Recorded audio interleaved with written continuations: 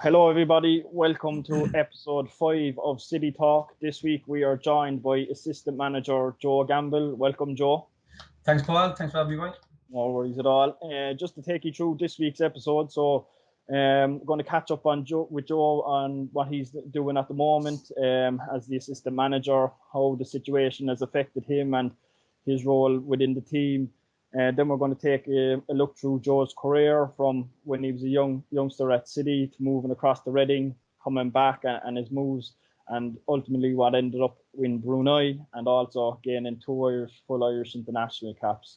So looking forward to this week's one, Joe. How you been keeping?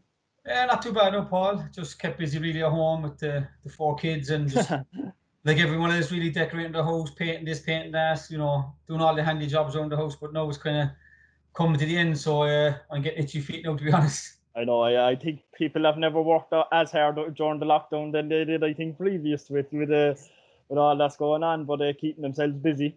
That's it. Because my buddy was a painter before lockdown. I asked him, I was doing skirting boards indoors, and took out 9 weeks to do skirting boards indoors. Like, I was doing it an hour a day, and the kids being happy, and you're kind of going, "Jeez, I can't get it done." And I was like, afterwards, fair play to them. These guys fly through houses. It took me ages to do time in houses. Was it? Oh, stop! It was fucking tedious, but I tell you, never again.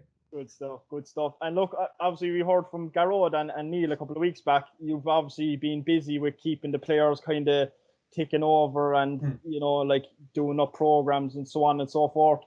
Obviously you've been the one probably putting a lot of the work into that. How has it been, I suppose, how has that worked out? Look, to be honest, it hasn't been too difficult, but it's kind of been a bit frustrating because we've probably given them, I'd say, now 4 programs now because the date we were returning has constantly changed. Yeah. So, when we first kind of had lockdown, I think it was the 12th of March, the day before the Bohs game, we kind of said, right, look, here's the program for 2 weeks, something, nothing crazy. And then we knew it was going to be longer. So we gave them fairly kind of an extensive one of 7 or 8 weeks, and it was just kind of mapped out week to week, and like the lads probably tells about 20 pages long, but I was just like trying to make it as simple as I can, so it was idiot proof in a nice way, like, you know what I mean? Yeah. So let's see it, page 1 here is what you're doing a day, blah blah. And then what we did as well, look, is we kind of made a Google Docs, a link, so when the lads finished the training session, they just log the session they did, give me the times, give me how hard it was, and then we would just add up the load in a week. So we just wanted to see to make sure they're not doing too much and not doing too little. They're just kind of constantly doing enough, like. And I suppose that's a difficulty in itself, isn't it? Like when you actually have no, I suppose, like even when you come back for pre-season, let's say it's the 6 weeks, you're gearing up to matches, whatever it might be. During the start of the COVID-19, you're actually not gearing up for anything really, like, which can be difficult, can't it? Even because I know everything is structured around your time and loads and dates and all that kind of stuff. So I'd say it must have been tricky in that way. It's difficult for the players. I mean, look, for me, obviously, I'm obviously encouraging them what to do, and let's do this and make sure you do this. And obviously, look, I'm trying to put my own experience and letting the young lads know, look, this is so important that you do this, because you can't come back and not be ready. Like, because in pre-season we came back and we had a good 5 or 6 injured, kind of small injuries, and it took me by surprise because I looked at, right, am I working too hard? Or are they not fit enough? Are they not ready enough? Have they not done enough preparation coming into pre-season? So I kind of really beat that drum, like, to say, look, you have to be ready whenever we are back. So, and I think most of them are, in fairness. I mean, they're good lads. I mean, they're always on to me texting. They're a young squad too, I think, which helps probably, does it? Of course it does, because there's no distractions. Like, I mean, they literally, they're bored off their head, let's be honest with you. I mean, there's only so much Netflix you can watch, there's only so much TV, and the lads are lounging all day, and there's not too many of them have kids and married, to be honest. I'm not too sure of any of them, to be honest, are married or kids. So, besides Knowlton and Garrod, obviously, and Benno, maybe, do you know what I mean? But, like, I'm talking about, say, the majority of the squad, like, but, like, they're all young, so they're all eager to kind of train away, and they are doing a bit, but when you've no goal inside and you don't know when you're coming back, like, it doesn't matter how strong of willpower you have, like, you're going to wane a little bit, you know what I mean? You're going to go, So, like, it was around that time there, I think we were supposed to come back at the end of May, and we kind of got news and we weren't. So I said, look, let's just take 2 weeks off, just clear your heads and just chill out or whatever, because I didn't want to keep going on and on and on, because, like, no one knows when we're going back. Isn't it? Yeah, exactly. And players just go, look, whatever, Joe, like, they will, like, and I know that myself. I would too. So and I think now the last few weeks is going to be more positive. There seems to be a lot more buzz for August the 14th start that we, it's kind of gearing up to look like we could be coming in July sort of time. So, get stuff ready basically. Yeah, and I suppose where we're at the moment, we're obviously just due to be announcement kind of towards the end of this week in regards to, I suppose, the exact plan and how it's possibly going to go. So, it'll surely make things easier. But give us a kind of an exact for the people, like for fans who might know exactly what kind of work are the players actually doing on a day-to-day basis. So maybe give us a typical couple of days or maybe a week of what the players exactly are doing, where they're doing it, and so on. Because obviously there's no gyms, access to places can be difficult and all that. Very difficult, yeah. Look, basically, I made up a program that they can just do with nothing, just themselves really on grass. Right. So we encourage them not to go road running. Like I just don't want them pounding on concrete or roads, because look, at the end of the day, if you're training every day, you need to protect your joints, and the more you pound in the ground, the more you're going to cause more damage. So even though they're young and they'll be able to do it, it's not the point. You know what I mean? Right. And we don't train on concrete. We don't run on concrete. So get your boots and run on grass, like, so that's important. And it's a different kind of running as well, isn't it? And rather than the long, slow slog, let's say, than I suppose your typical football running, really. Well, look, my rule really is, look, we don't run anything over 3 minutes. Like, that's just it. Like, we don't do any, like, these fight. Like, I had a bit of a spat really at the lads in a WhatsApp group. Like, I heard they were doing 5K runs, and I was like, "That's who told you to do that?" Like, I never once told you that. Like social media, everyone was doing it. Like, yeah, I know. Different for charity, grand, there's no problem, but don't make it a regular occurrence, like, for your actual training, like. Yeah, so I stick to what we're telling you to do, like, so we gave them some sort of challenges. I gave them a 2K time trial. No, that's over 3 minutes, but it was just something to say, look, here, do this, log in your times, and we started with kind of a scoreboard. And this week, actually, as well, I gave another challenge of. Give us an idea of the scores there that we're in that, because that's something maybe our fans listening to the podcast could get involved with there. The Joe Gamble 2K challenge. Do you know, they were all under 8 minutes, so you're looking at about, flat to the mat, I take. Flat out, just literally just go for it. Do you know what I mean? No, right. You have to be. I asked them to be honest. Obviously, I don't know. There's these things going on. You can pause and you can. So there were some scores coming in. I'm thinking, I'm not too sure. No, like, is that a fair time? Like, but I think most of them are around 7:40 up to 8:20 sort of time. You know, that kind of way. Which is fair good going, to be honest. Like, it's decent time, but like. So I'm just a bit of banter with the lads, really, and the fellas them coming in all, bit of competition, like. Yeah, we'd Harry coming in there thinking that he was Usain Bolt, saying, he'll beat everybody, like, So I said to the lads, if a goalkeeper, I said, bar Nuds, because I know Nuds is a freak, right? Nuds is probably one of the best. I said, if Harry beats any of you lads, I'm telling you, I'm going to run you 2 weeks solid when I come back. I said, that's the challenge. I said, so, because he's been chirpy on the WhatsApp group saying he's this, that, and the other, like. Not like Harry, like, so it's not. No. And that's great, though. Sure, that's what you want, like. And then I gave him a new running program last week, and he was coming in. He goes, Gamble, there's no way that time was that. I said, what you mean? Like, no way. There's no one can get that time in. And he obviously was doing it wrong. I said, so what were you doing? He goes, well, you're obviously doing it wrong. Like, do you know what I mean? So I was telling him what to do. Like, so it's called a single, double, single, right? It's actually a new fitness test. It's kind of like a craze within football now. There's it's kind of very popular in professional football in England now, and the Belgian FA have kind of promoted their it's kind of like one of their gold standard fitness tests. So you run one length, so it's a 40 meters. You run one length, and then if you're at this point, for example, you will come back to the middle and back to where you start. That's another 40 minutes, but it's halfway and back. Right. So there's a turn in it. Then you go 40 minutes back where you start. Right. So the idea basically is you do 10 reps of them, right? So you do you have like, say, 14 seconds, 7 seconds rest, 14, 7 seconds. So it's roughly not far off a minute, and then you have, say, when you go back, you keep going. So you only have 7 seconds rest between each run. You do 5 reps, you do 2 sets, right? So it's hard enough, not very hard. But I wanted them to time. The last run is called a 2-rep max. So you go up, back in, and go again. So you do 2 complete rounds with no rest. So you're looking at far off probably a minute, right? So it's kind of a minute run, but it's flat out after you did 10 reps. So it's kind of one of those where I just want them to send me the times and that. So Dara O'Connor sent me in, and Dara Crowley was like, there's no way Dara O'Connor did this time, because I did it this time. And there's like 50 seconds off each other, and he must have a motorbike, and there's all these sort of things. So I like, look, just a bit of banter with the lads, like. But so going back to your question about a typical week. So what we've done really is I gave them say look, Monday to Sunday, here's what you do Monday, Tuesday, Wednesday, blah blah blah. So in the week we do 2 running sessions, and I did 3 gym sessions. So when I say gym sessions, they're home gym. all body weight stuff, all single leg exercises, because look, it's so important that you're balanced on both legs. So you'll always have your standing leg majority of the time will be stronger than your kicking leg, because you're standing on a lot, so you're much more stable on it, right? Which is, it's just natural.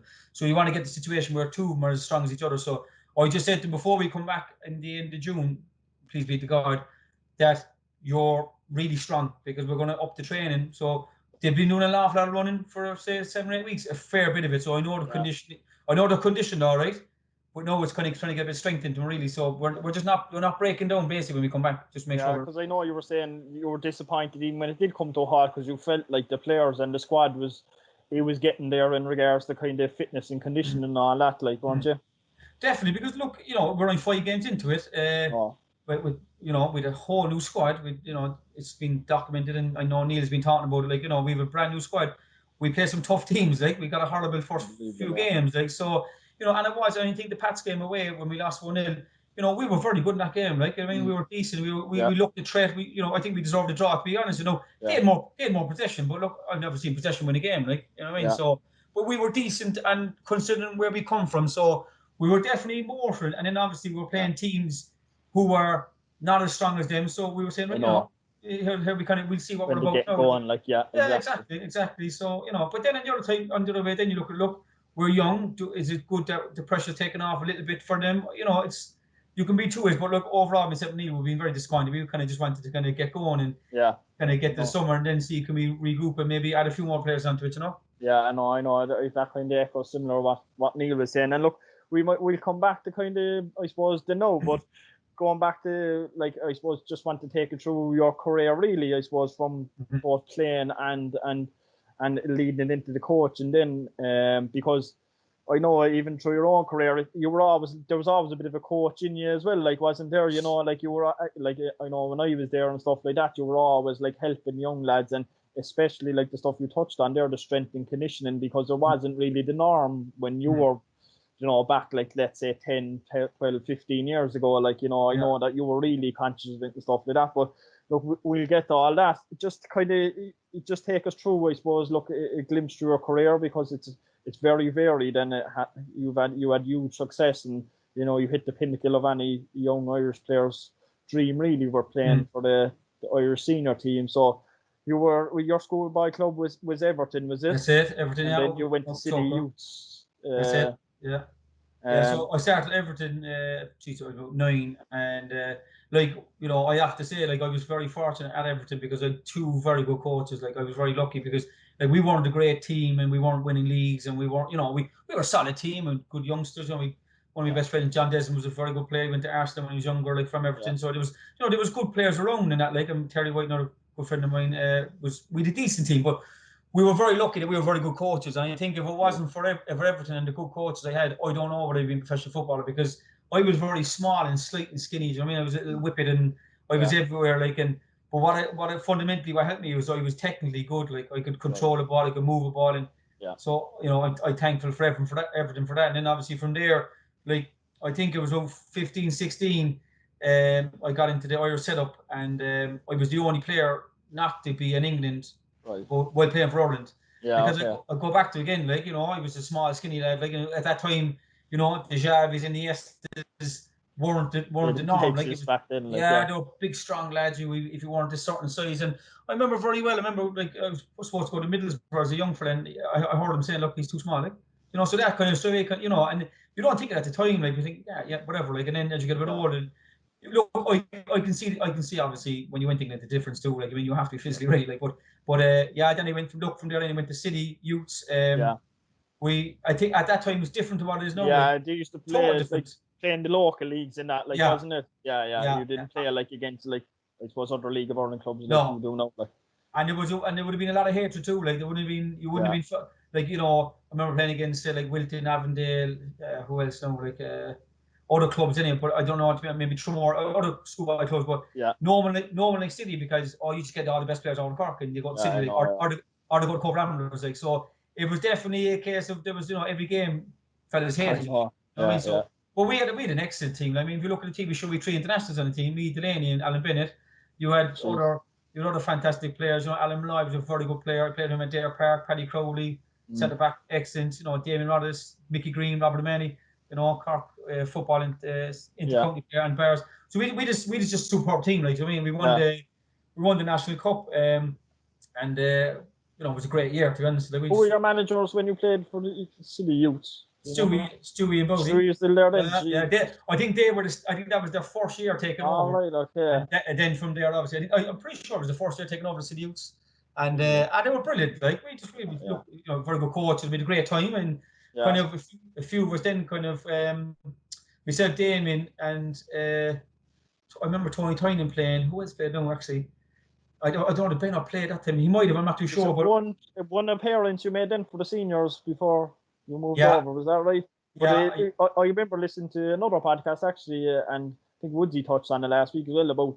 I listened to Damien Delaney, and he was saying when he went up training with the first team back then, I don't know, was that the Dave Barry time and all the lads then, and your Liam Murphys and John and Pat Morley and stuff like that, and he was saying like that prepared them so much, like it was like a huge dose of reality going in training with those men, like it set them up big time going across the water. Did you feel it was kind of something similar for yourself?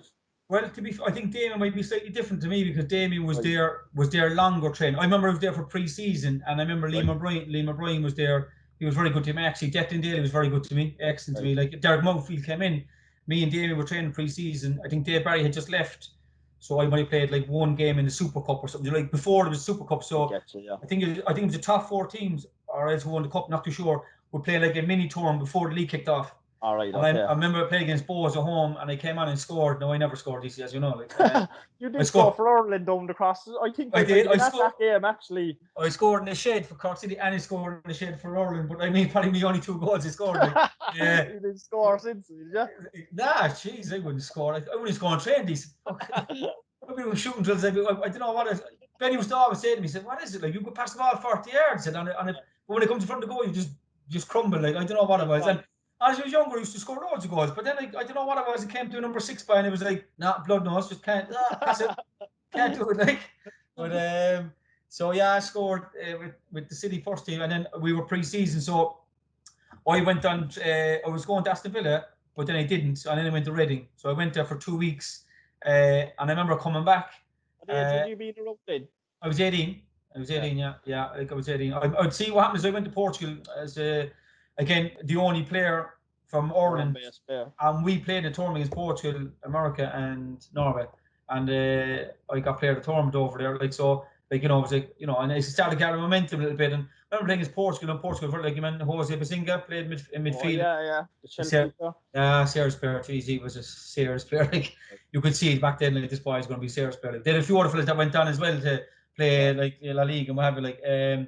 And then I came back, and then I kind of got a momentum. Clubs kind of looking at you, and like, it's different, as I said, that I wasn't signed with Cork City, so I could have gone whenever I wanted to. It wasn't a thing, and I was going to sign a contract with City, and I didn't. And then I said, look, I'm into Reading, and came back for 2 weeks, and then I went back over again, and then they wanted to sign me, and I just took the deal. Like, I mean, I probably, in hindsight, should have gone to Crewe or Aston Villa or Swansea. Maybe, like, but look, that time Reading were great. Woodsy was saying something similar last week. It's just all hindsight, really, like, isn't it? You know, hindsight, yeah. Sure, listen, like, at that time, I didn't have a contract, and like, when I just remember for myself as younger, like, I was going to England. Like, if I had to go over and swim over and play that, I was going to. Like, I was at the tournament as a young player that, like, I wanted to make it, and I wanted to do it. So, like, whatever contract I was given, I was taking it. Like, you know what I mean? I remember not even I actually remember the agent at the time who kind of got me over there. Alan Pardew was the manager, and he gave me a 2-year deal. I said, "Oh, your agents look for X amount of money. You're not getting that. You're getting this." So I said, "All right then." I was stupid enough to say, "All right, give me that." Do you know what? You're young and stupid, like, in the rootless game over there, like, rootless game, and like, you're talking 200 quid. Like, you're not getting an extra 200 quid. You're getting this, and like, all right then, I'll just give me the contract. You know, you're happy to sign it because you don't know any better. Like, and you know, as you get older, you get a bit more streetwise. But like, that was kind of it, like, you know. And how did you find it when you went over then? Like, whereabouts were you? Was it in the youth team still? You were the reserves, or were you on the fringes of the first team? How did you get on over at Reading? I was kind of straight away at the first team. I was training with the first team regularly. There was like 4 or 5 young fellas. So there would be me, Darius Henderson, Nicky Shorey plays for England, and you had Adam Lockwood. There was 4 or 5 very good youngsters that would definitely kind of make something for themselves. Yeah. So I was in with the first team, but then I was eligible to play the 19. So played about 3 or 4 19 games. So if the first team were playing, I wasn't in the squad. I played 19s, and I was in the first team squad a lot. I was on the bench a lot. I got a few games. So we got promoted from League One, and I got a medal for it. I might have been played 7 or 8 games, started a few of them. I remember I made my debut in Huddersfield, and we went top of the table, and I started. You would have been around 19 then, was it? Would you be? Yeah, 1920. That's okay. Yeah. And I kind of made the breakthrough and played a bit. In fairness, Pardew gave me a chance, but also he didn't give me a chance. You know, kind of like if I look at him, I'm delighted he gave me a chance, but I thought he could have given me more of a chance. Put it that way. Like I think I deserved more game time, and I kind of got a bit disillusioned and kind of got very cranky, very angry, and I changed and off like because I was bursting the gut, and I think again. The way we played, it was more back to front and second balls and headers and scraps, and like I remember, I don't even know what a second ball was, DC, like when he left early. You wouldn't full back goes ball along centre forward. Right. As a player, I'd be dropping off trying to get it, and I remember playing with Phil Parkinson, like in midfield, and Phil would have a gum shield. His son, the manager, I'm pretty sure he'd a gum shield. And he'd be taking a gum shield. He'd be like, "Campbell, get up!" You're kind of going. And I'm 20 years old, learning on the job. Like, so I remember playing Huddersfield. We went long, and I dropped off to get it. He's sprinting up to get second ball, and it drops, and they win it. Well, he berates me. Like, he goes, "What are you doing that?" And I'm like, I don't know. He goes, "When we go long, you sprint up 10 yards, win the second ball." And then I did it once, twice. It was like a light bulb. No. Is that the stereotypical, like, lower league, say, in England kind of style of football that I suppose would have had a bit of a reputation for? It's still there. Because like at the end of the day, it's more teams are more afraid to lose than to win. And the teams, what I found when I went back to Hartlepool is the teams who had the balls basically to get on the ball and play out from the back and play were the best team. Maybe they're the best players. Yeah. But like I remember playing Southampton in League One where you had Adam Lallana, you had Lambert, you had Fonte, you had Chamberlain. I mean, serious team, and they literally just popped you off the park. They pass. No, they had great players, but the teams that weren't willing to play or were afraid to make mistakes, and you could see then when you're playing that, I can't make a mistake, and you're constantly second guessing yourself where you just need to play with instinct, like get on the ball, play. If it's not on, go forward. If it's not, can you retain the ball? So it's still the same way. It's still the same way. Maybe slightly better, but still the same way. Like. And you had a couple of loan moves. How long were you at Reading altogether? Was it 2 years? I was there 4 years. Yeah, but I think the last year I was on loan for a season at Barnet. So 3 years really, but I was on loan for a season at Barnet. But I had a bad injury on my third year. We went to Championship. I was on the bench against Leicester. I actually met Delaney. Actually, he's at Leicester as well. He's done. And Leon McSweeney, remember Leon, They were at Leicester, so I remember them being on the tunnel and kind of chatting to them. And then I was on the bench. I didn't know, so I was thinking, geez, I hope I might get a chance here and play in the Championship. And then we played a reserve game. I don't know, 3 or 4 days later.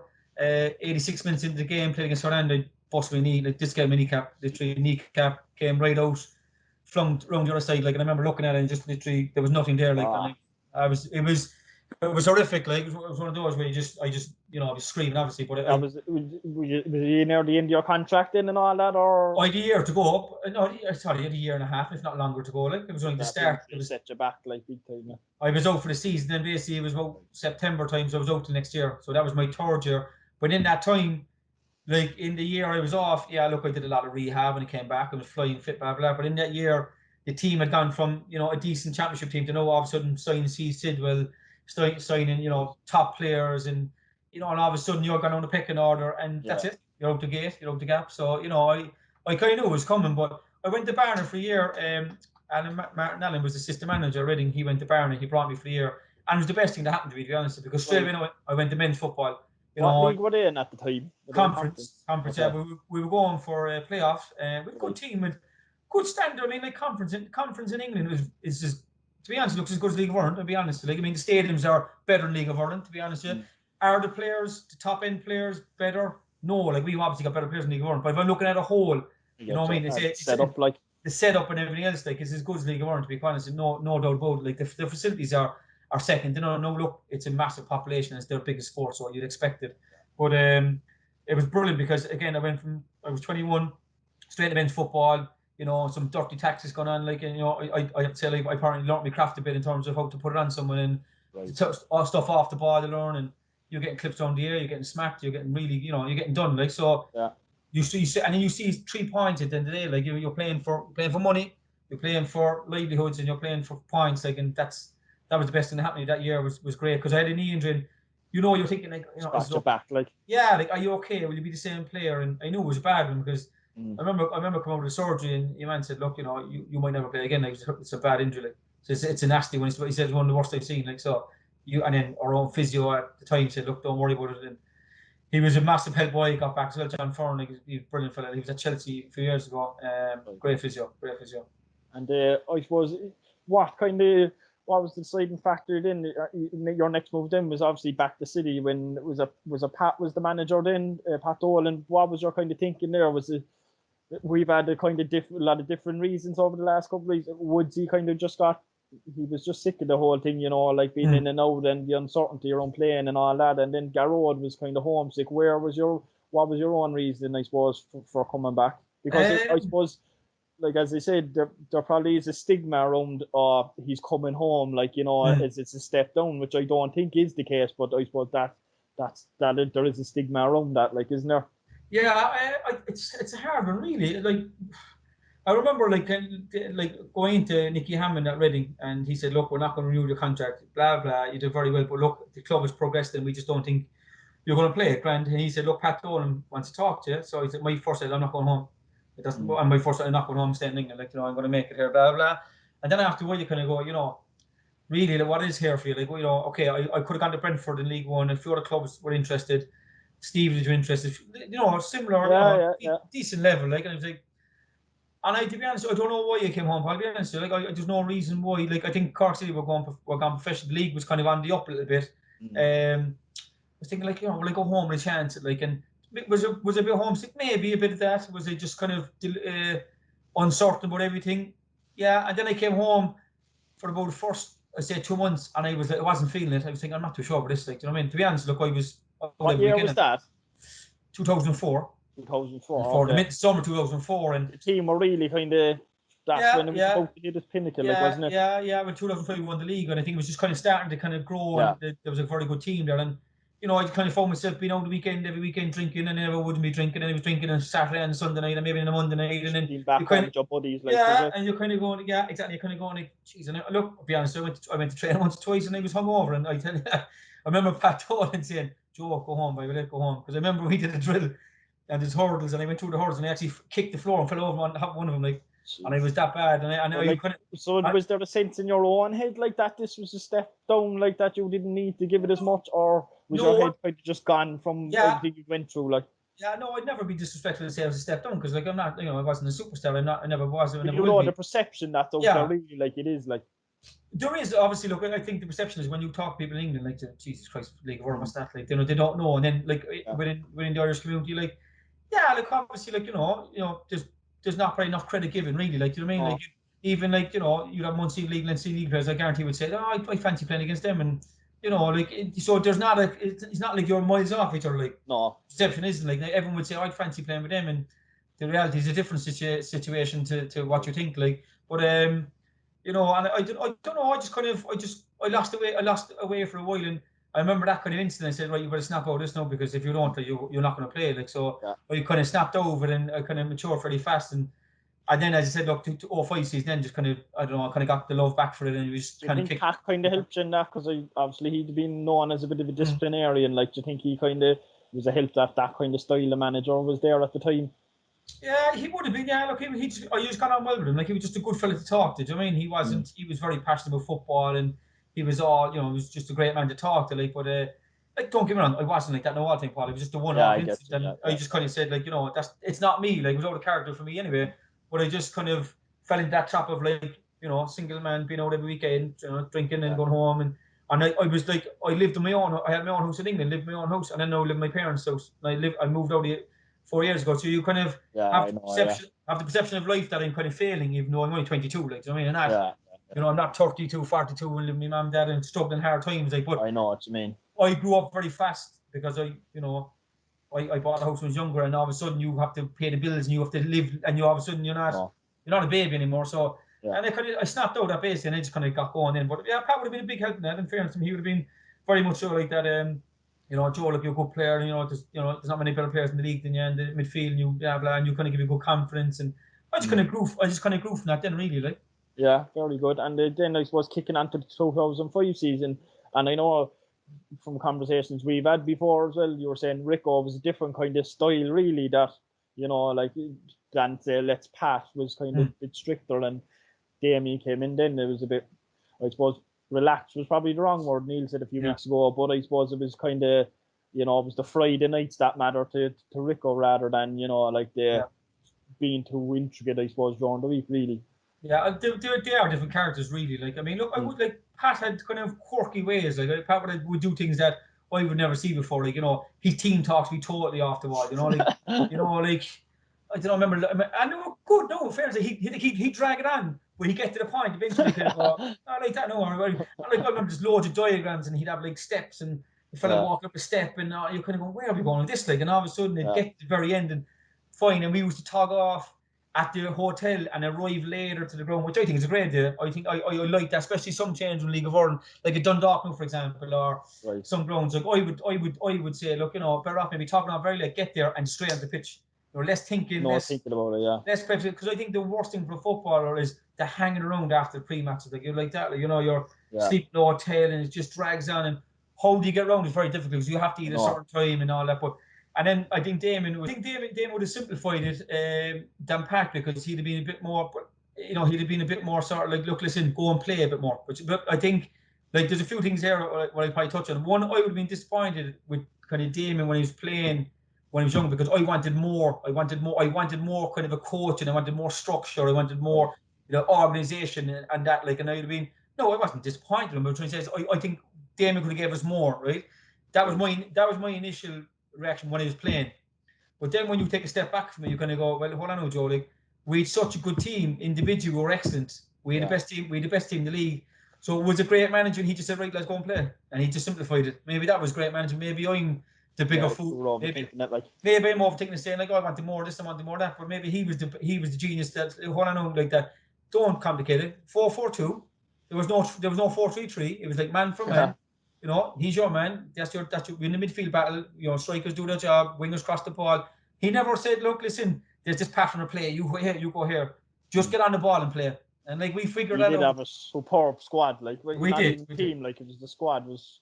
We did. We'd have an excellent team. Look, you know, people will say this. That, look, would you have a better starting 11 or squad in the League of Ireland in the last 20, 30 years? I don't know, because if you've got to look at the team. Like, I mean, Kevin Doyle was there. Shane Long was coming through. You had me. You had Alan Bennett. So I'm just going to say that's 4 internationals, right? You had Fenny that played in the Premiership. You had George Cannon, who was Player of the Year that year, was a superb player. Like, George was an excellent player.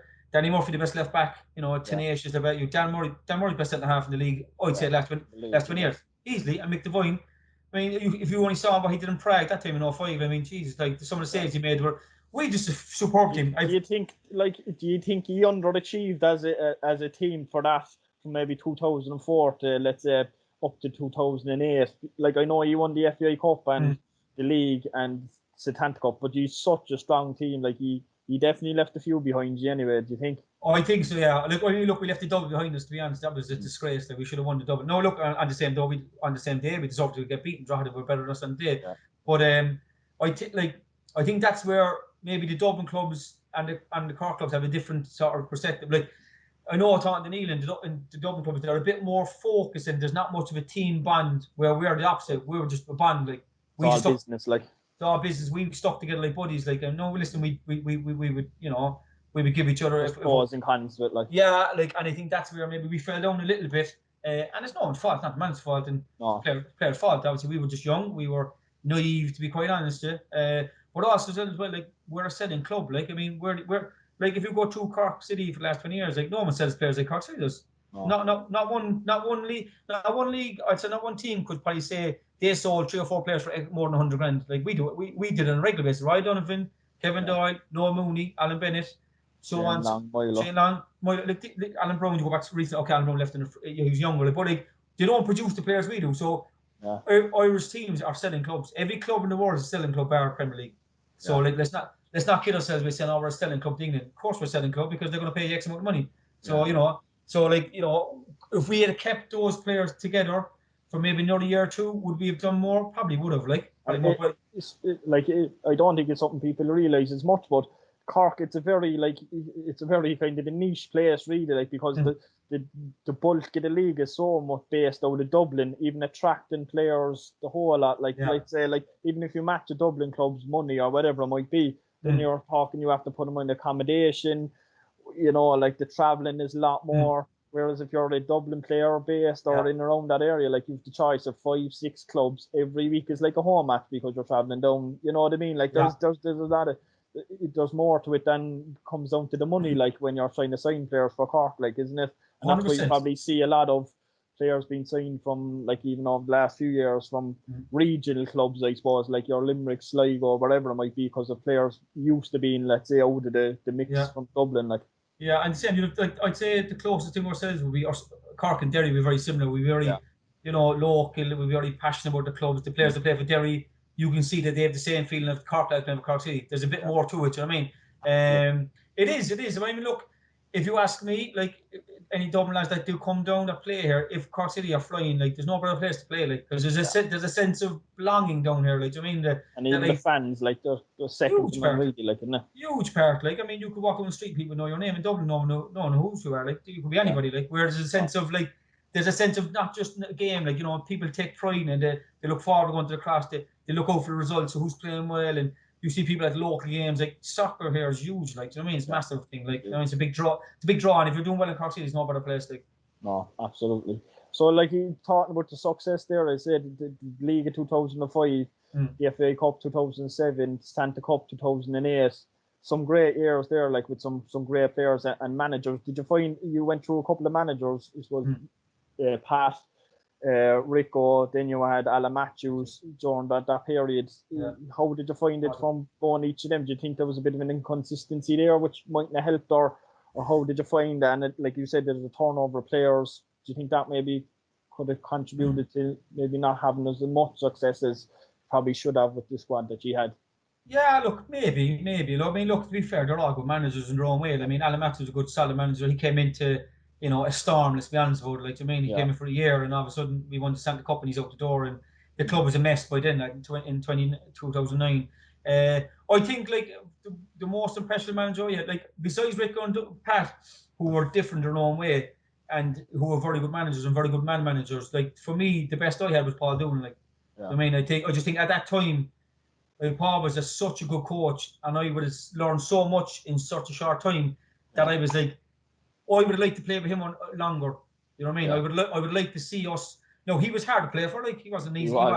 He wasn't a fella that you'd have a cup of tea and have a chat. Like, he was a tough taskmaster. Like, but I myself then would say I drew to that because I'm like that myself. I know I'm like that myself. I know I'm tough on myself and tough on others when things are not going right. So I know I'm like that. But I drew to him a bit because he just showed me an awful lot in the game about, tactics and, proper video analysis. And we weren't doing video before that. Like, I mean, the video session was a hammering session. Like, you got video. We spoke to Healers about this a couple of weeks ago, and he's actually echoing a lot of stuff that you're saying about Paul. Like, it was so hard, like, wasn't it, during it? Like, he was, and like I suppose I came into it and I was kind of new and I'd never really trained the first team or anything like that, and I was like, is this what it's like all the time? Like, this is the hardest thing ever. Like, and I remember sometimes I used to travel to the training, like, with David Meyler when we were in the 21s, and he was training the first team or whatever, and I was kind of said to him, what's it like training the first team? And I remember them all saying to me, like, it's the hardest thing you will ever do, and I was kind of thinking, training every day like that, like, after that's,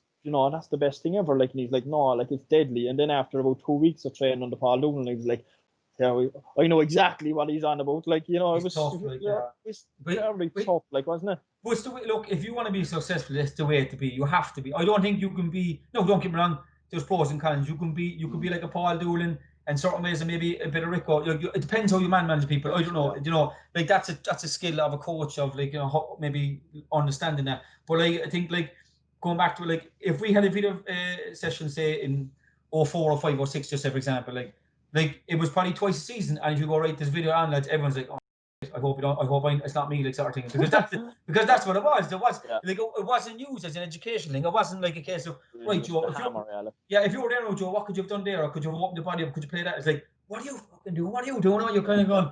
So then when Paul came in, like, it was like he had that about him, but he'd also tell you why, and that's what that's the difference with me. Like, I'd like that. And if I'm a coach, I'd like to think I'd be like that. I'd like, if I was giving out to you, one, I give out to you, but two, I tell you why. I wouldn't just give out to you because I've had managers who will just berate and shout and go, all right, then okay, but show me what I should do next, but they can't. So that's no good. You're just a frustrated. He treated everyone the same, like, didn't he? You know, like there was yourself and Colin Healy, like Irish internationals, but he was the same on you than he would have been, let's say, with a younger player that he was giving out there about something. Like he was intense, but it's kind of one of those after the fact, like that you'd see like how good he was, like, you know, and how much improved you. Well, I think he has to be. Look, I remember the first few, like he kind of made a point for me, healers, and remember Robert? Is it Robert Messer? Set it back. He was like straight away, I don't care how many international caps you have, you do it my way. And he set the tone. I kind of went, there's no need to say that to me, like, and I was kind of, I was kind of saying afterwards, well, maybe he's right. So after a while, it was he made sure that he made everyone know that, listen, I won't be nice to them and give out to you sort of thing. Like this is the way it is, like, and he was very good. I have to say, I really enjoyed. Very underrated, to be fair, as a City manager, and especially the way that season was a bit of turmoil as well, especially towards the end. And he lost yourself, Dennis, Healer, and then, like, you know, the club still finished third in the league and all that, and we're still in the Santa Cup. He done a fantastic job that when they went under the radar a little, like, didn't it? Huge job. Like we were top of the table at one stage, like, you know what I mean? So we had no, he did a fantastic job, and I think, look, he left, like, anyone that played under me, you could even talk to the lads in Dublin, like, you know what I mean? Like, for me, he should be in the game in League of Ireland. Like, he's that good of a coach. Like, he is. No, listen, I say he's not an easy man to work with. But then again, if you want to be successful, you can't be everyone's friend. Let's be honest. But you're going to have a bit of pride about you, and you're going to have to follow up with people along the way, because the common goal is to win leagues. So, you know, like, you know, that old saying, nice fellas don't win things. Like, you know, there's definitely an element of that. Like, you have to have an edge both ways about you. Like, but I really enjoyed playing under him. And he came a good time for me because I was 26. I was definitely in the comfort zone a little bit. I was like, you know, I'm playing League of Ireland. Sure, listen, I'll go out and play, and look, I'm better than everyone is, sort of thing. And maybe a bit cocky, obviously, but like, I was like, look, I'm better than my fellow I'm playing against. And, you know, so it was a kick up the ass I needed, basically. Yeah, let's talk us through that. I suppose it's well documented about the biggest contract in League of Ireland history. That's, what did you see? 2 weeks of it, was it? So I think you can't 2 weeks. I bought two nappies in Tesco for my new baby. Two bucks of nappies over it. You're not that for a village. I listened about 4 minutes. I know. Yeah, I suppose there was a rumour at the time that Pats were kind of sniffing around, and then you signed the big contract, but I suppose the rest is history, really, isn't it? Yeah, like, I was coming to the end of my contract in 2008, and I remember, like, we had signed Colin Healy and Gareth Farrelly, and obviously, look, at the end of the day, they'd have been on more money than me. So I was like, look, I want more money. That, like, this, look, if I want to be frank with you, I'll be frank with you, and this is what it's about, like, because at the end of the day, like, you know, you're playing a profession. So I was like, well, why am I getting paid less than them when I'm as good as them, if not better? That's the way you have to think. Whether I was or what, you know, it's relevant, but that's what I'm thinking. I'm like, you know, I want to be on the same money as the lads. And I know there was money floating around in the team. Everyone seems to be on a lot more money. Like, and I was like, right, where's my money? Like, where's my cut in this? Like, so it came to the summer. Like, I said, look, lads, you know, I'm going to talk to the other clubs. So Boaz had rang me, and like, my intention was never to leave City. Like, so I'll say that very clearly. My intention wasn't to leave, but the same token, I was going to be making a mortgage. It was a bargaining tool, like, wasn't it? Yeah, exactly. And I said, look, I'm talking to Boaz. So Boaz gave me an offer. I met Pat Fenton at the time. Went to his house, lovely fella, gave me a contract, said, right, Pat, thanks very much. Look, I have to think about it, blah, blah, blah. So then I remember, what's his name? McLaughlin, he was Colin Healy's agent, and Healers was getting married in Kinsale. What's the hotel down there? When you first went to Kinsale on the left, is it the Clayton? Not the Clayton. I don't know what is it, kind of. Oh, I know the one. Yeah, I know the one. It's on the left when you first went to Kinsale. So I met Ian rang me, and I met him that night. So I was driving down in the car thinking, right, what am I going to ask for here now? I was thinking, right, what am I going to ask blatantly? I'm going to ask for such a figure that they're going to say no, right? So I said, because I was going to start off the ball. So I was like, right, I was in my head, so I was like, I'm going to ask for 200 grand a year. So that's 4 grand a week. So I said, look, that's the way it is. So I said, right, Eamon said, look, let's get down to it. Small talk, let's get down. What do you want? I want 200 grand a year, Eamon. And Eamon went, he goes, I don't know, can we do that? I said, well, that's the figure. I said, that's the going rate. I said, you either want to sign me or don't want to sign me. So who was he representing at the time? Colin Healy. He was but as in who was he? Pats, was it? So okay. He was looking after Pats, and Richard Sadler was the chief executive at that time as well, or not chief executive. Sorry, director of football. One minute. Yeah. So he had said to me, look, what's it going to take? So I said 200 grand a year, and he said, I don't know. I said, well, look, my missus is pregnant. I said, we don't want to move from Cork, so if you're going to move from Cork, I said it has to be decent, has to be worth it. And so then as I got more and more braces, I said, well, I want an apartment as well, and I want to get a job for my missus as well. All right, no problem. So as I was going on, I was thinking, shit, fuck, they were saying yes to all this thing, and Eamon goes, look, I can't give you 200 grand, but I tell you what I do, I'll give you 3.5 grand, I'll give you 500 parents. But I go, that is 4 grand a week, so I was kind of going, unless you're going to be sitting on the bench, the highest paid bench player in the league. So what I said, like, I can't get over this, like, kind of thing. Like, and I wasn't getting over it. I was thinking, so I went back home. The missus said, look, this is what they're offering. I said, I can't not sign it, can I? Like, I mean, that's stupid money. Like, and it's a 3.5 year deal. I think I was getting savage money back. And like, when I retired, I was getting back over six sum figure, as well as what I was making per week. And I was kind of going, Jesus Christ, like, and then I said, right, I'm signing it. So the next day I actually signed the pre-contract. I went to Roadstone Park Hotel, said, do you want to sign it? I goes, I can't leave this course. So I went and signed it, blah, blah. Spoke to Pat's manager, Johnny McDonald, and it was Keith Fahey was there. So they were saying, oh, you and Keith midfield, blah, blah. And they had a good team, like, they were coming on the up, like, and I kind of, and they said, look, lads, I'm not coming to the end of the season. So I said, my missus having a child in August, said, we'll come and no. I was so young and stupid, and you know, my wife is the same. They were like, oh, we go to Dublin, we can't go to Dublin. Like, oh, we're just having a child. And we made this big thing out of nothing. Like, it's 2.5 hours. It's a 2.5 hour journey up to Dublin. Like, you know, we were panicking, and we wanted to be around our families, and you know, and like, I suppose like my wife's dad had passed away in January, so and her mum, we were kind of staying with her mum, and all them things.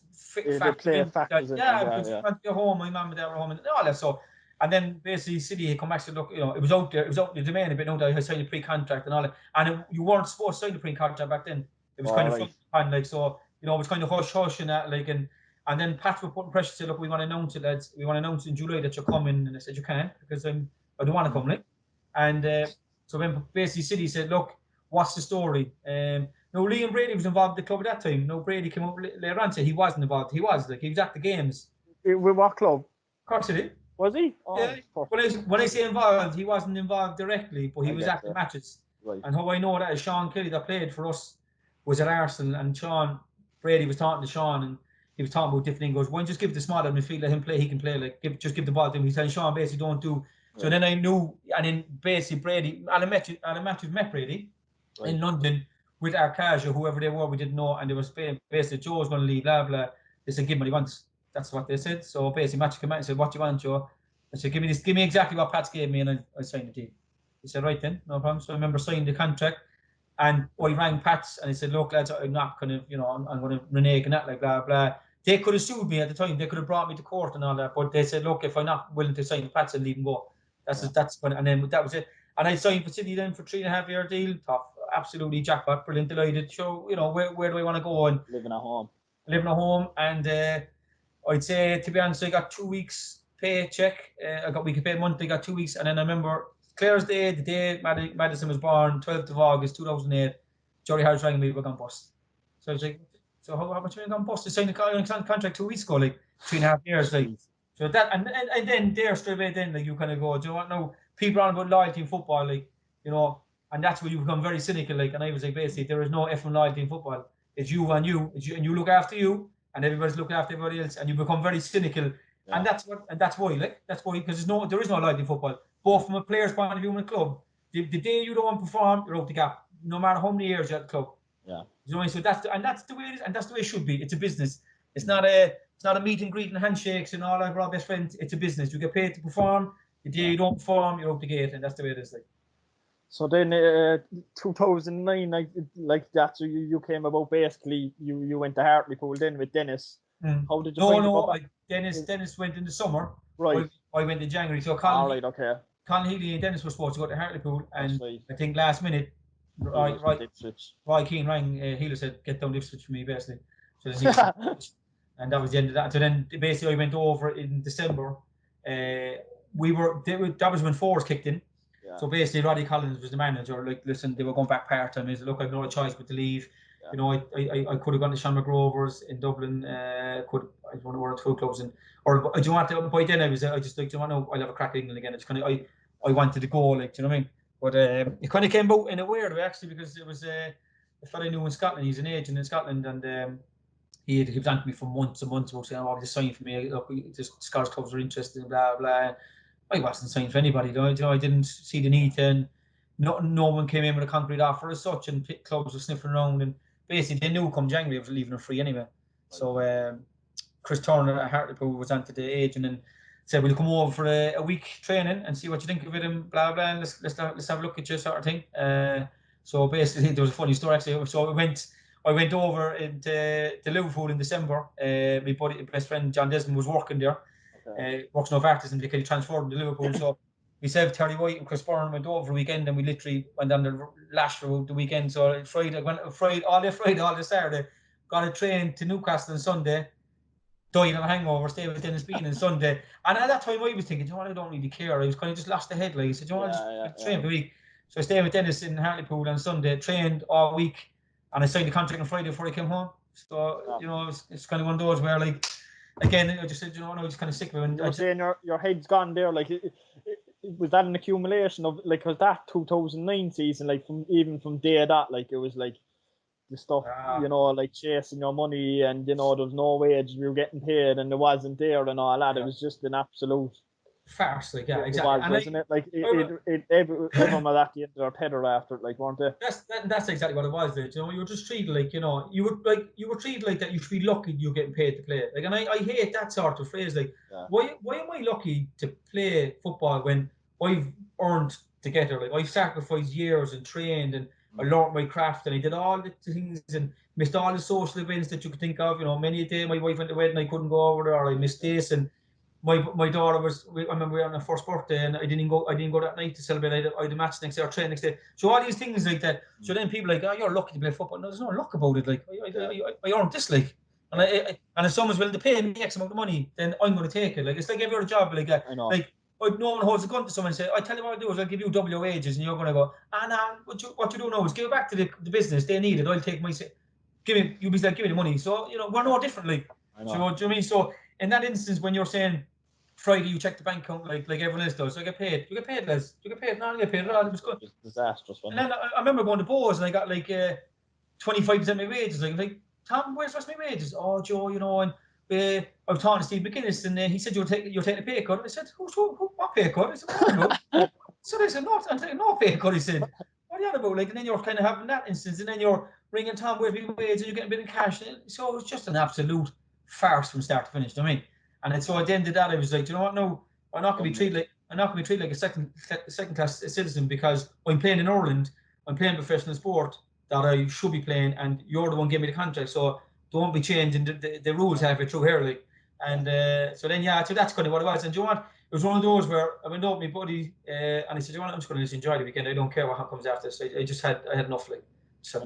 How did you find that Dennis was obviously probably ruling the roost over in Hartlepool by the time you got there? And how was all that?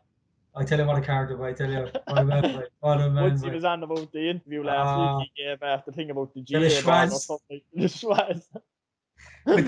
He scored one free kick, an absolute rocket, and every other free kick he thought he'd do the same thing again. It just doesn't. Dennis.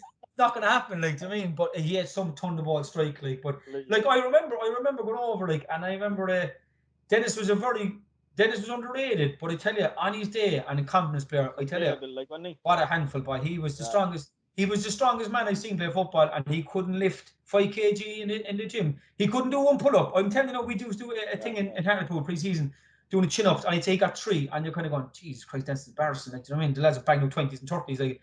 Didn't care less by, because when it came to the game, see if he put his hand out, I tell you, he'd stop an ox, like. He'd fucking. And I remember playing against Charlton and Christian Daly and Gary Breen, Gary Breen from International. Tell you, these are big men, like proper big men, like. And the ball was, I'd say there was snow on the ball, it was coming down, right, and it was so high. And Dennis, he was on his line, he put his 2 hands out, and the 2 boys, he pinned them, and he controlled the ball. And my job was like, I was kind of going, Jesus Christ. I was like, I'd never seen this back in Ireland. Like, do you know what I mean? I was kind of, he trapped the ball, gave it to me, and I passed it away. I was kind of going, fuck, man. Dennis, we keep doing this, but you won't play this level at all. You go up another few levels. Like, do you know what I mean? But he was an ox of a man. He was just a country Abbeyfield man. Do you know what I mean? Jeez, bull of a man. Like, wasn't he as well? I'd say Dennis for the banter alone. Like, and if you never played, Dennis, I've never seen a man take so many bottom jokes, but I tell you, he could take it, he could give it, he never got angry. He was the glue, really, in the team. Do you know what I mean? He was excellent, boy. He was great. But I do want a great time. He was brilliant. And over there he did very well. But I think that second year, he suffered a little bit right from the kind of depression part of it, where like he wasn't playing and he fell out of love from it. And I think, you know, he just wanted to come home, right? I mean, and Dennis wouldn't have been, you know, the hardest working professional at the end of the day. Like, he did what he's supposed to, but I always felt that he probably was thinking that, look, you know, that's the end of it now, like, sort of thing. I'll go back and I'll look at other options. How did you find it yourself over there? How did you find kind of going back? Was it what you expected, or was there a bit, this is not for me, or how did you actually get on yourself over there? I think the first 6 months I did very well. You know what I mean? I think kind of came back and it was like a new thing and new, you know, playing new stadiums, and I did very well the first 6 months, and we as a team did very well. You know, I kind of set them well. Like, I did an operation before I went over. Like this, and that was the problem with me as well. I had 6 operations, and I was breaking down, and so I had an operation before I went over, and kind of I didn't start flyingly well. Like, you know, a few weeks to get going. I think it was like 3 weeks after the operation, I'm playing against MK Dons, and we lost 5-0 in my home debut. Like, I was like, oh my god, like, you know, really got tore apart. Like, you know what I mean? And I got a lesson basically. Like, Jason Punch was in the field, and he ran rings around me, like. But you kind of learn fast. Then again, you kind of reevaluate and learn. And then I came back in the summer to Ireland, and I literally, the off season, I was like a man possessed. I literally trained my arse off. Like, you know, my wife we had a second child, and I remember I was up in the hospital, like, and, you know, after 2-3 hours, I said, we got to go train now. Like, and she was like, where are you going? I go, I have to go train. And I was kind of that way determined, like, you know, I wasn't going to deviate from the program, and I just literally banged out. So I came back in pre-season, I was flying. I was literally flying as good as I have been long while. And I did really well for the first few months. And then we had a new manager, and it just went downhill. He was the worst manager I ever had, to be honest. He was a disgrace of a manager. Like, it was a joke. Like, you know what I mean? It was. You have to ask Leon now as well. Like, I mean, the man was. It was just a joke, Paul, to be honest with you. It was like, we go and train every day. We do 11-11s every day. I mean, no, I don't mean no, like 11-11s where you started. 11-11s for 20 minutes, like, just to tear up, and you're kind of going, where are we going with this? Like we're not stopping it. We're not talking about the opposition this week. We're not going through what we didn't do well. And, you know, it's professional football. He just didn't give a rat's arse, to be honest. I'd say he wanted to get sacked and get paid up. You know, that kind of way. Like, it was just a joke for man. Like, and I was just kind of going, this is not training. Like, so, I mean, this is not preparing. And like, we weren't a big team. Like, we weren't a big powerhouse. But so we needed to do everything we needed to do to win games against bigger clubs. Like, and we just it was just a joke. And I just you know. And at the end of the season, basically, I played 30 games. Was on the bench for a few and didn't start a few others. And no, I wasn't his favourite player, but I wasn't his worst player. And it was one of those where, look, I just didn't see eye to eye to him. And, you know, I said enough's enough. Like, you know, I said, look, I'm going to go home. Like. Yeah, so you came back actually, and then you went to Limerick. Yeah. Limerick was it, your next stop. How did you find that? It was a bit of a different project. Obviously, you think Limerick were kind of looking to get on the up, really. Like, was it? Yeah. Look, I would have came back to Cork City, but they weren't professional, and I go back to you know, I was professional football, and I wasn't getting paid professional football wages, so that's the nature of the beast. Like, I mean, look, Limerick gave me a good offer. What year was that? That was what, 2011. 11, is it? 2011, yeah. And I mean, look, the club was only kind of in the forest, and Tommy took over. Now, look, you know what I mean. Look, Tommy did a great job, and the club was definitely on the up, but I was probably a year too early. Yeah, and so I wanted to come home, so I said, look, Limerick gave me a good deal, and look, fairness, Limerick, good club. Like, I mean, Pat Sullivan was a great fella. I know there was a lot of turmoil recently between it, but it was very good to me. Look, I can't say a bad word about him that end. And Pat Scully was there, and we were training part-time, so I did a lot of training. It kind of helped me, to be honest, maybe longevity-wise, because if I trained every day, I'm not too sure would my knee held up, because it was 29, was it 29? 28, 29. So it was great. We were training twice a week, but I was training every day myself in the gym. So I did an awful lot of stuff to protect myself. Do you know what I mean? So it helped me. And then the first division wasn't so quick. It was good league, but, you know, so I got away with it 1 or 2 years. So it definitely helped me longer. But, like, you know, it didn't go too well either, because, look, I'll be honest, I don't think I played well for Limerick. Like, I wouldn't say that I was a very good player for Limerick. Limerick probably would say I wasn't, you know, it was okay. It was okay. I had a few good games, but I just never seemed to settle there. Now, the lads there were brilliant. Players, they were fantastic. And that was mostly in the first division, was it? No, they got promoted 2 years in the first division, a year and a half in the first, and then they got promoted. I think your heart was fully in it, like, because you do hear, like, you obviously played a long time with your hometown club, playing with, I suppose, not a local rival, but you know, as close as that. Do you think your heart wasn't fully? Would you feel like it was a bit of a job, like, rather than? It was a job. It was a job. It's straight, simple. It was a job. No, I wasn't. I didn't try to match, or I didn't want to play. I know. You know, but it was a job, and that's where the professional, right, going to work, here's a job, there you go. People might sound it's very strange to hear that because you're playing football for a living, but it doesn't matter. Like, it's my reality, like, you know what I mean? It's reality.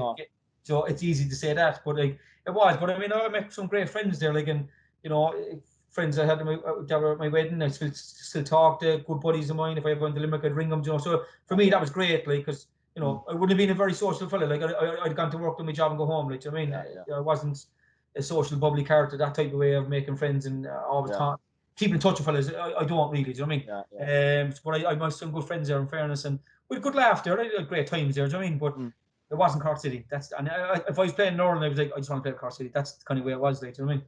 And then you made a complete drastic change then. Yeah. After a couple of years, moved out to Brunei. Yeah. And obviously there was a bit of a contingent of you went there at the time.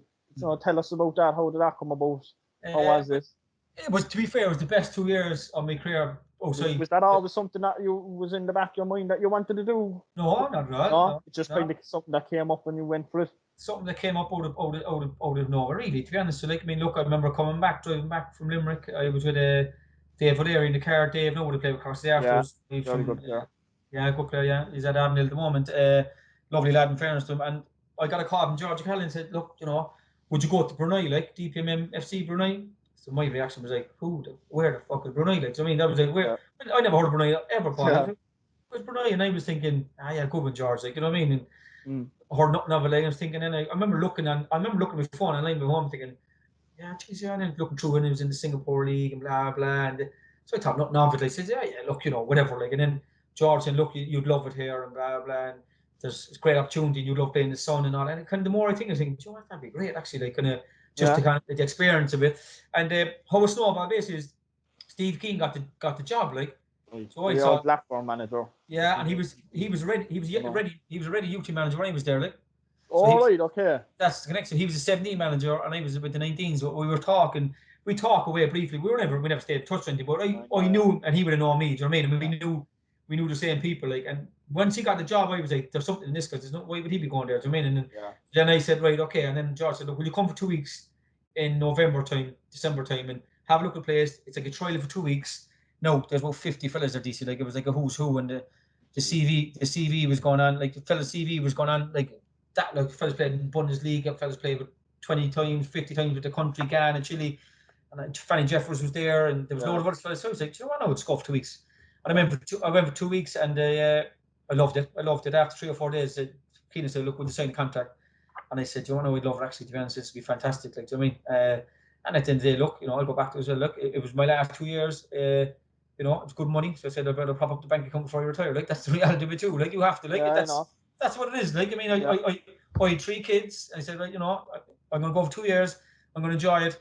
And I knew I was going to retire. I knew my knee was never going to last. Like, to me. So I knew it was just the last stint of it. Like, so I said, you know, I'm going to enjoy myself. Like, and it was the best 2 years ever because I really enjoyed my lifestyle. I really enjoyed everything about it. Like, every single thing about it. It was brilliant. It really was. Like, and I would recommend anybody. Was Roy over there with you at that time as well? Yeah. So I was over there originally, and then we were looking for a striker. And I said to George, because you're gonna have to get Roy. I said, like, because he'd rip it up there, like he'd love it too. And Roy was at Northampton, and it kind of wasn't flowing well too much for Roy. Like, they were in the playoffs, and he 1 or 2 niggly injuries, and I said to him, I said, oh, Roy, you like it here, but it's great. Like, you know what I mean? And you really enjoy it. And Roy came over for a week, Brian Love did the same thing, and we had a great time. We had a great time. In fairness, though, just on and off the pitch, just the banter we had, you know, the nights out, and it was one of those where it was coming to the end, so like I enjoyed myself a bit more than what I would have, like, do you know what I mean? Yeah, I know what you mean. We'd have gone away for a match, and I had a few points after the game I wouldn't have done before, and which had a great time, like, do you know what I mean? Brilliant. And that was the end of your playing career then after that? Yeah, we played my last game basically. We played to win the league in Brunei, and it was very similar to the 05 type season where I knew it was going to come to the end of it. I knew it was the end of it where we had to win the game. Yeah. We were 3-0 up at half time, and I just remember during the game, the second half, like, you know, like I was very, you know, I just knew it was the end of it. Like, so I got very emotional during the game, and I wouldn't be I made a stone events. My wife, I don't even cry ever. I'd say, like, I remember kind of just having a tear in my eye, saying, like, this is it now, Joe. Like, you know, that's it, boy. And you know, so I just kind of it caught me for a bit, to be honest. Like, and I just knew it was the end of it, and because my kids were there as well, and we celebrated with the trophy, and you know, I had pictures with the kids out the pitch, and my wife and whatever. So it just finished off a great, you know, it gave me closure. I think if I finished with Limerick, there'd be no closure for me. But I think finishing there, so what age were you then? 34. So wasn't too early either. Like I knew it was kind of, but I think if my knees were better, I think physically I was in great condition. I think I definitely could have played another 3 or 4 years easily. But I remember playing a game, fellas running past me, and I couldn't even turn. Paul, like I was like, and there's no way I would have been like that before. And my game was action, like it was a tackler. I was getting on the pitch. I was a dog, and I got on the ball and kept it simple. But like if I took that away from me, I wasn't playing. Like, do you know what I mean? Yeah. So I just couldn't do it. Like so I just finished off. It finished off for me a career that gave me closure. Right, that's it. No, right. What's the next chapter? Do you know what I mean? Yeah, and I suppose something that I wanted to kind of leave in to give its own, but the time is like during your time at Cork City, your 2 international caps, like that must have been, I think you probably appreciate it more now than you did actually at the time. Tell us about that. How it came about, your thoughts during it, and all that kind of stuff. Obviously, like as I said a while ago, it's the pinnacle of every young Irish player's dream, to play for the Irish national team, and yourself and Benno coming from the League of Ireland. Yeah. It must have been something else, was it? Yeah, it was very special. Like, I mean, look, I think leading into it, was it 06? I was in the squad against Chile. Like, I think around that time, I did very well in certain games. In the Santaco final when we lost, I had a great game. A few of the games that Steve Staunton was there, I kind of played really well. And like, look, you need a bit of luck too. Like, I mean, the new manager came into the Irish side of Steve Staunton. Probably wanted to give a few League of Ireland fellas a chance. Like at that time, like the league was really at its best. I think you look like Paddy McCourt, Keith Fahey's. There was 4 or 5 vying for the league like every year, wasn't there? Shells, yourself, Bowes, Drogheda, Wesley, all these fellas went on and played 20, 30, 14 for Ireland. So there was that. We were young, but we were kind of going that way where we potentially could play. So I played a few games and where they were there, and I played really well. I played a B international against Scotland in Dalymount. And I played right wing, played 4-4-2, played right side midfield. Like, and I was thinking, look, I'm not right wing, but look, I just gave my best. Was Paul Doolan the manager of that team? Pat Finnan and Paul Devlin. Okay. And I remember just playing kind of right side of midfield 4, but I kept coming in narrow, and I got on the ball an awful lot, and just I had a great game, like one of those games. But geez, I actually played really well. When you play well. Yeah. You don't need anyone to tell you we play well. You just know when you play well, and I just know I played well. And Roy was up front, and he had a good game, and I was kind of shooting. I was shooting left, right, and center. I'm thinking, Jesus Christ, I was doing things I normally don't do. Like, do you know what I mean? I was getting on the edge of the box. I was playing right through in 1v1s. I was shooting. I was getting on the end of things, and I was kind of going, geez, okay. And then I just did really well. Like, and then that kind of set me up then to kind of be in the senior squad. And then it was 07, I think it was, when I went to America, and there was a few fellas pulled out. And I remember Rick ringing me saying, look, I want to meet you down Wilson Park Hotel. And that would be fairly regularly. Rick would always do that. He was kind of, we'd always be down there in the gym and different things. And he said, look, you're in the squad to go to America. So I was, I was delighted. Jesus Christ, is mad. Like, and I couldn't believe I was delighted. You know what I mean? And playing for Ireland, obviously, but going to America, even if I went to America and didn't play, I always felt that it was an achievement. You know what I mean? Yeah, I know. Because again, it's just something different. Like you're playing, Ireland playing America, and then you're playing Ecuador and Bolivia. Like, it's total different types of teams and formations and culture of different way that they play football. So it was amazing. Like, and then obviously, trained away for the week, and it was a young team. I felt very at home there because you had Jesus, who was in the squad now? Doyle was in the squad. You Stephen Hunt in the squad. You Darren Murphy in the squad. The lads I played either they were in the League of Ireland, Bennis and Scott obviously, so that were in the squad that I played 21s with, or I came across with down the line somewhere. Do you know what I mean? So you'd have known him along the way, like, and it was just an unreal experience. I remember playing in giant stadiums, like where Ray Hunt got a famous goal against Italy, like line coming on, like, do you know what I mean? And I remember talk us through what's going through your head at that time, like, get the nod from the manager, get ready, you're coming on. Like, what's going through your head at that time? Is it a bit of you're just concentrating on the game, or are you aware of the occasion and what it means? I was aware of the occasion, because I think that whenever they were telling me, like, I didn't take it in. I was like, I'm actually coming on for Ireland. Like, I kept saying, like, I'm actually playing for Ireland. Like, that was the kind of feeling of, like, Jesus Christ, I'm actually going to play for Ireland. Do you know what I mean? And it was kind of like you're like a schoolboy running on the pitch for the first few minutes. So you're like, you're like everywhere, and you're trying to impress, and you're trying to do this, and you're trying to do that, and and it's a bit of a blur. Like, I mean, I can't remember too much, but I remember I actually got one of the players sent off. Actually, to be honest, I remember Shane Long played the ball inside, and I got there first, and I just toe touched the ball, and your man cleaned me out, like, and I rolled about 10 times in the pitch, like, you know what I mean? And I was like, I all of a sudden I turned into one of those foreign players, like, he got sent off, and I remember getting up thinking, we're down 10 men, whatever, like, making an impact. Yeah, and I'm making an impact, like, and that was kind of it. I remember playing, but I played like kind of. I never played as a central midfielder for Ireland. Because I did well with the B team right wing, kind of an orthodox narrow midfielder. I kept playing there like. So then we played against Bolivia. I started a beast like out of beast like. No, I played. They played 4-4-2, and I played right side of the midfield four. But I was terrible. Like I mean, I tell you, there was. Like I remember taking a touch and the ball was straight on my foot, and you're kind of going like that never happens. Like, and then I remember passing the ball, I passed it to one of their players, and thinking, Jesus Christ, will someone just swallow me here, like just take me off? Like, you know what I mean? But like I made my debut, like, and I kind of knew, even if I did play well, was I ever going to play ever again? Maybe not. But it was worth it. I had a beast. Like I remember playing like behind, in a 10 role in the last 10 minutes. Like there were one of those I'd say they were thinking like, we can't take him off.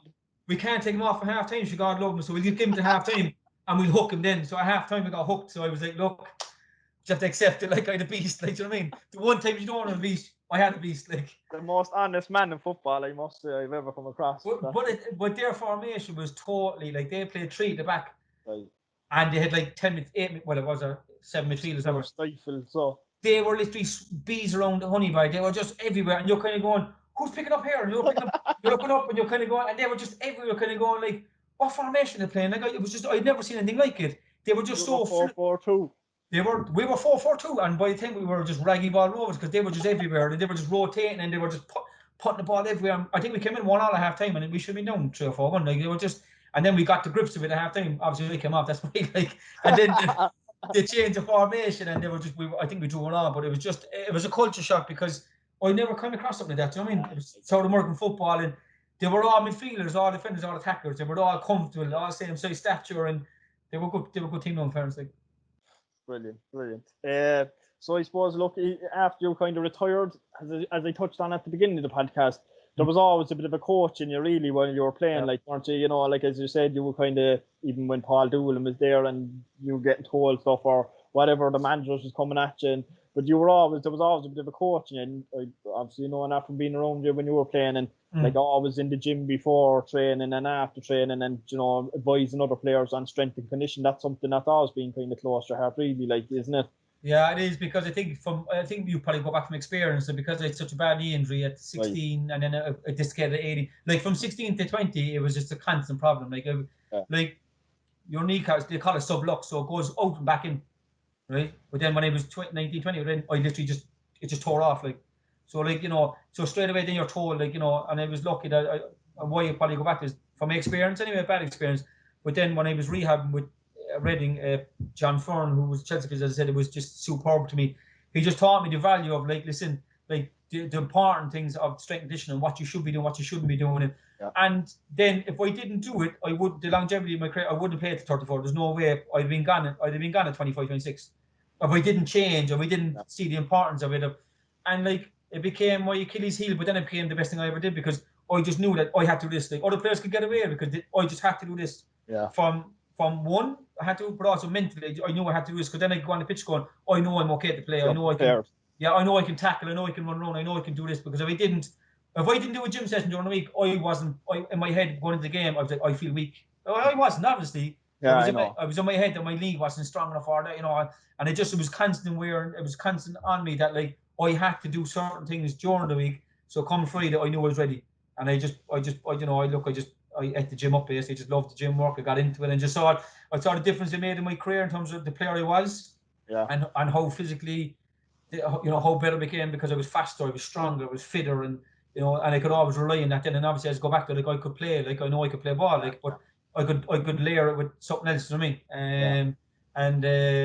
So they kind of, and as I go back to the coach, I was always intrigued. Like I probably said it before, I have a knack of taking on information without even knowing it. I don't know why. It's something that I'll always remember a good session with someone else, and I'll take note of it and write it down, and I'll always remember the things that other fellas did that I would go, that's good, and I'll always I'm like a sponge that way. Like I'll always take it in. Like obviously then, you know, I have my own way of doing things as well. Like, you know what I mean? My own way of coaching fellas. Like. And I suppose you got into you've done your coaching badges and so on and so forth, and then your spell at Waterford last year, and I know that you managed College Corinthians locally as well.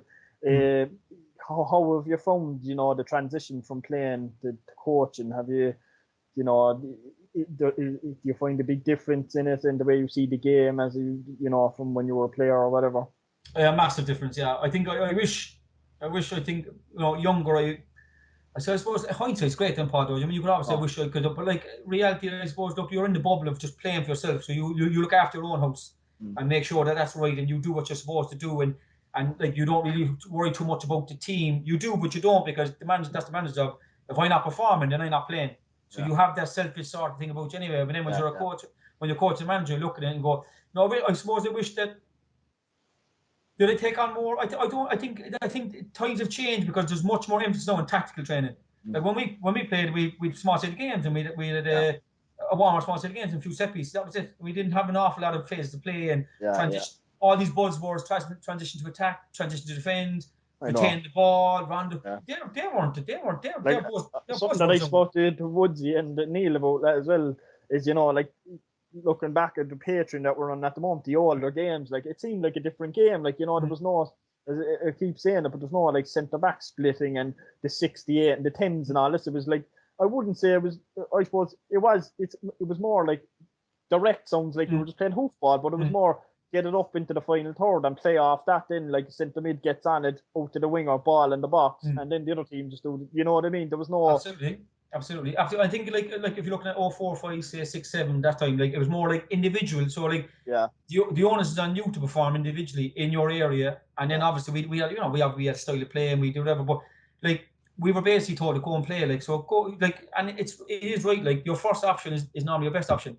The minute you second guess that option, it's too late, because you have to play with instinct. Like you don't have time to think about it. You see it, you do it, you execute it. You know what I mean? That's the way it is. The time even Paul Doolin was there, like he broke it down so much, like, and I know obviously it was something that the players like hadn't been used to, but like he'd break it down so much that you even know where you were supposed to be for like a throw in that's like said deep in their own half, like you know exactly where you were going to be. Was that the start of this that you've seen that kind of? Yeah, that's the start. I think Paul was the start of it, and obviously look then as well. You probably have to give a lot of credit as well. Look to the education that's been given now. Like I mean, I know doing the courses. Like I mean, look, in fairness to the FAI, doing a great job with the education, and players are much like coaches now are way more educated. Yeah. They were. I suppose social media is used thing. We know there's no Facebook or Instagram or like the session put up and fellas are taking on sessions and doing that with clubs. Like the social media has changed an awful, because now the information is out there. The information wasn't there before. Like you know what I mean. So what you saw, you wrote down, you took and note, but now you can see online. There's so much webinars. There's so much of There's probably too much information, maybe, but I think the coaching education for the coaches in this country has gone through the roof. Like about bought well, like 100%, and that's why players now, the 13, 15, 17, 19, but Colin Healy and the coach are there. When they get this first team level, they want more. Like they want more information. They won't shy away from it. They want more video analysis. They want more. Like even the GPS was, they want more of it. All that, give me my scores there, or give me that, or so they want information. Before you were like, I want that. It shows me up.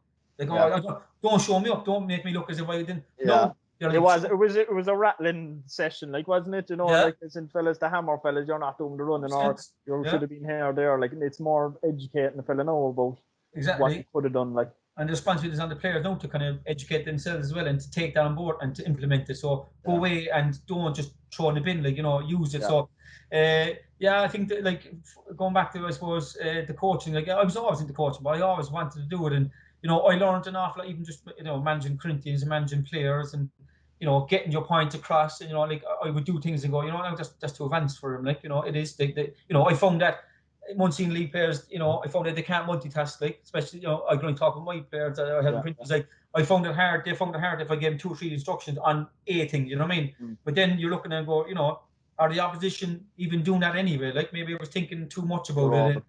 Like, and then you go and then you look at our own level of Cork City. Like you have to do it, because if you don't do it, you'll get punished. So it's a different sort of mind frame, and and you're trying to bring professional elements into it. So, but you're always learning. I mean, look, I have to say, I would have changed my probably principles of play and principles defending and principles probably in the space of 3 or 4 years, 3 or 4 times. Like, because someone else came up and you go, I actually like that. And maybe it's evolving. Like, it's always evolving. Like, so you have to evolve, and like if you think you know everything, you're not. Like, and players evolve, you have to evolve. Train evolves, you have to evolve. Like, and I suppose that brings us on then to know really, and coming in as Neil's assistant, maybe talk us through with how that came about, and how you're finding this, and I know that when you kind of came back, you touched on, it was been 10 years, I think, or whatever it might have been since you were back at City, and it was too long, you felt.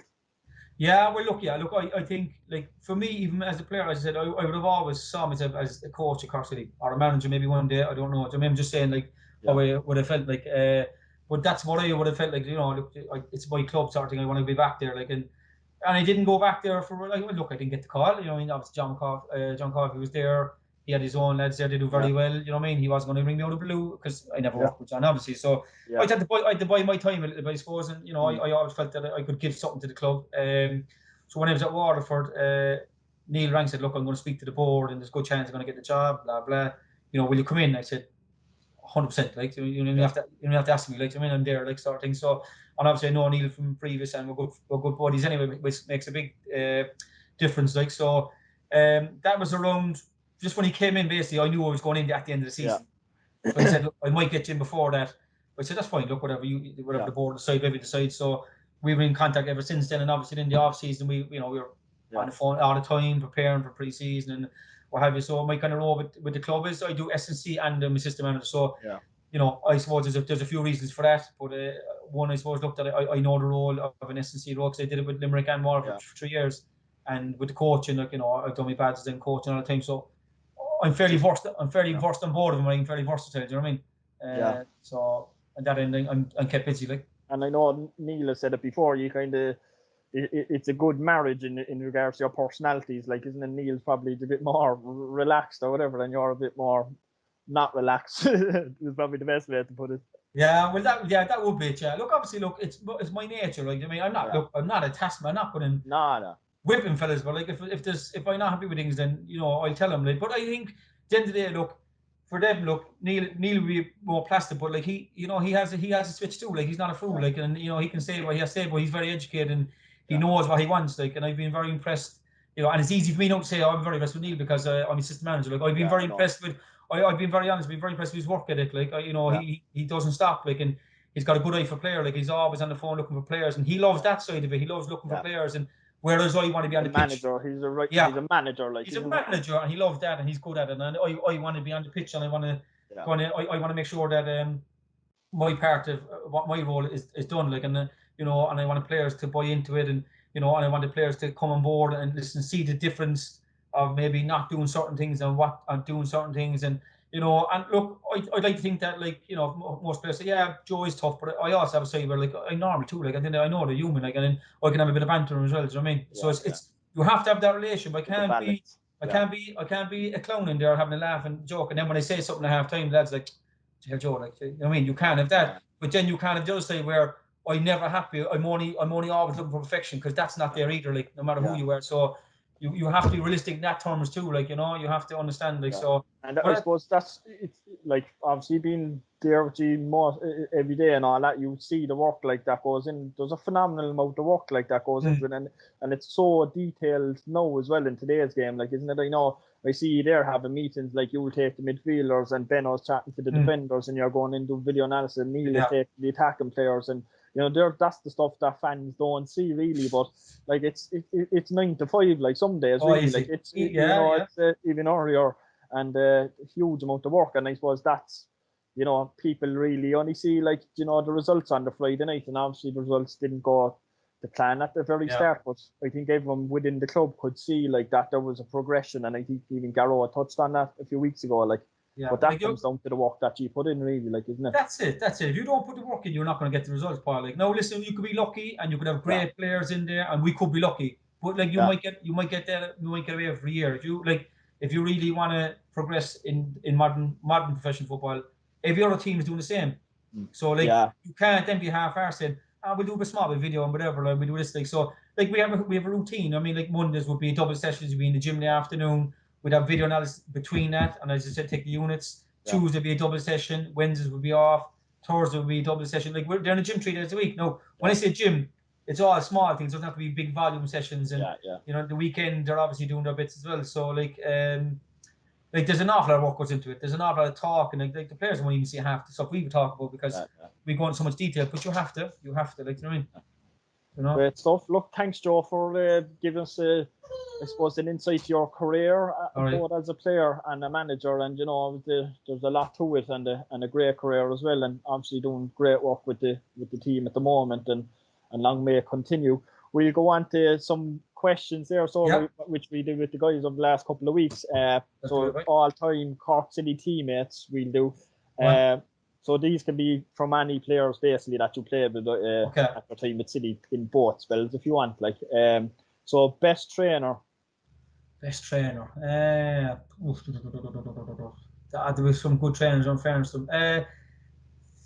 John Flynn was a very good trainer. Fairness to him, was always a good professional. Alan Bennett was a good trainer. Moser was a good trainer. Jeez, that's a hard question, DC. Just you couldn't really probably have to pick one.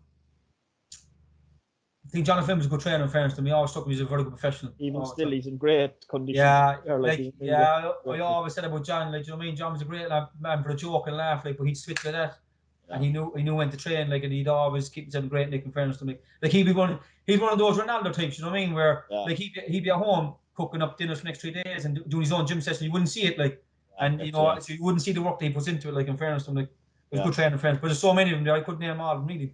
Worst trainer. Denny Bean. There's no, you can't take that. Dennis. That's 2 votes. Dennis is after getting on the last. There might be 1 or 2 or more, but Dennis wouldn't have been a great old trainer. Dennis was definitely a match day player. The fastest. Roy Donovan. Roy Donovan was wicked quick. In fairness, he was rapid. He was rapid. In fairness. More skillful. To be fair, I think you give it to Georgie. Georgie had enough about him. Again, Georgie wouldn't have been a great training player if you asked me. But on matches he came alive, and he had it. George, I remember I'm training against George, and I get in amongst him or whatever. And he goes, he's okay. And then come match day, he just sounded past fellas. He does a step over there, lovely. And he never looked like he was quick, but he would just ghost past fellas, and he would, great finishes from free kicks and good deliveries, and he was just a good player. George, a good player, very good player. Funniest. There's a few characters. There was so many. There was some good ones. In fairness, Dennis, the great crack. In fairness to him, Fenny was very funny. Fenny's got a great sense of humor. Great one-liners. Just very sharp and witty. Fenny was very funny. Yes, I'd say I couldn't pick one. There's too many characters there to be honest. And everyone pitched in. There was no you'd never see anyone have their own bit of banter. Everybody was in on it, and everyone was just hammering everybody. If you had any sort of emotions or sense of feelings, get out, you're not welcome. So the best dressed. Best dressed. I would say myself, no, Paul, but maybe that's by 2. I was going to say, not fellas coming out of the shot that you and Fenny had anyway. That was great. That was a great shot. There. I didn't lose a fortune from it. But anyway. Fenny was always well dressed, well kept. In fairness to worst dressed.